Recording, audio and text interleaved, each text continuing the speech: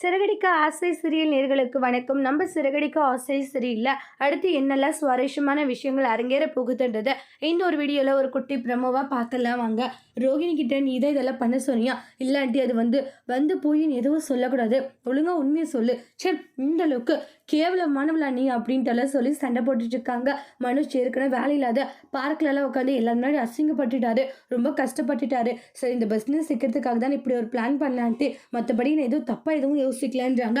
போத நிப்பாட்ரி, பண்ணது எல்லாமே தப்பு, அப்படி நல்லவ மாதிரி இதில் காமிக்க வேண்டியதுன்றாங்க. எப்படி உன்னால் இப்படி இருக்க முடியுது, நான் எல்லாரோட உன்னை அதிகமாக தானே நம்பினேன் அப்படின்றாங்க. ஆன்டின்னு வாங்க. உடனே அண்ணாமலையும் பார்த்தீங்கன்னா சண்டை போட்டுட்டு இருப்பாங்க. ரோகிணி என்ன இருந்தாலும் நீ பண்ண தப்புமா, நீ உண்மையாக இருந்திருக்கணும், நியாயமாக இருந்திருக்கணும், ஆனால் நீ இப்படி ஒரு வேலையை பண்ணிட்ட அப்படின்னு சொல்லிட்டு ஆளுக்கு எல்லாருமே ரோகிணியை குறை சொல்லிட்டு இருக்காங்க. அதுக்கப்புறமா மனோஜ் போட்டு கொடுத்தது நினச்சிச்சு, ஒரு புருஷன் நீ எனக்கு ஃபுல் சப்போர்ட்டாக இருக்கணும், ஆனால் இப்படி என்னை போட்டு கொடுத்துட்டு தனியாக ரூமில் போயிட்டு சண்டை போடுறாங்க.